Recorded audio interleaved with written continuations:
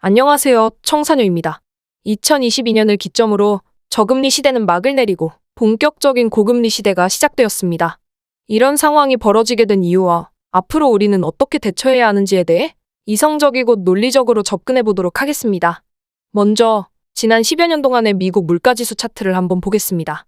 2008년도 세계금융위기 이후 2019년까지 근 10년간 글로벌 경제를 돌이켜보면 물가 상승률의 중위값이 2% 정도로 이상하리만치 물가가 오르지 않았다는 것을 확인해 볼 수 있는데요.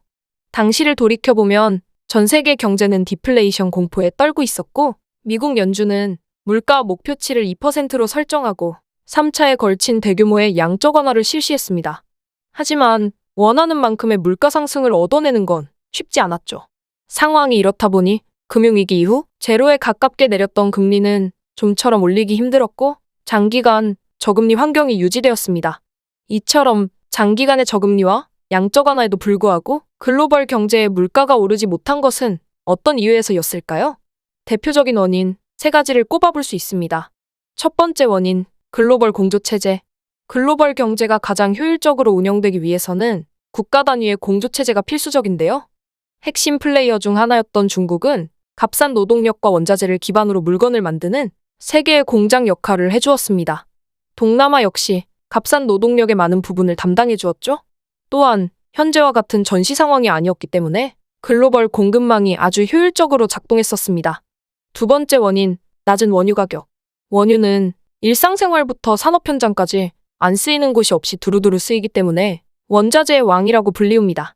이러한 원유의 가격은 산유국들의 가격 경쟁 덕분에 장기간 동안 가격이 눌려 있었는데요. 돌에서 석유를 추출해내는 셰일 오일 덕분에 세계 최대 산유국이 된 미국이 원유 시장에 뛰어들면서 국제 원유 시장은 말 그대로 치킨 게임 상태가 되어버렸습니다. 덕분에 원유를 수입하여 제품을 만드는 국가들은 생산 단가를 낮출 수 있었죠. 세 번째 원인, 기술 혁신.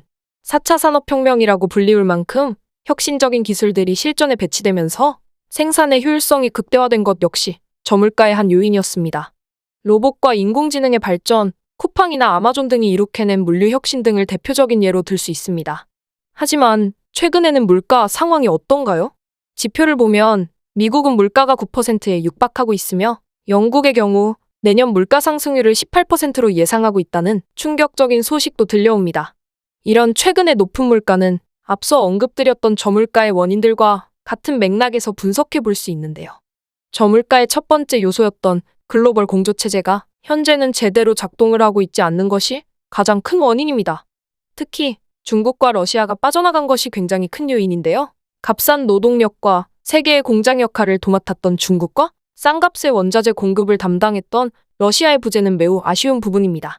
동남아 등지로부터의 값싼 노동력 공급 역시 전염병 사태로 인하여 상황이 좋지가 못하고요. 만약 공급이 원활하다고 해도 중국의 빈자리를 메꾸기에는 역부족입니다.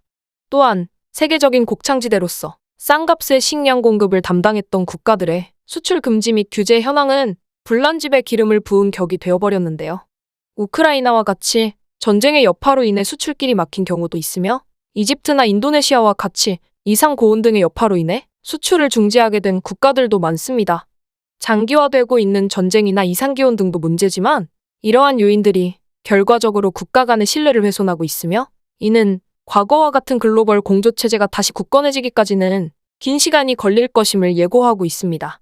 현재를 기준으로 모든 상황들을 종합해보면 저물가와 저금리 시대가 다시 돌아오는 것은 쉽지 않아 보입니다. 하지만 이러한 상황 속에서도 투자의 길은 있습니다. 청사녀와 함께 계속해서 답을 찾아보시길 바라겠습니다.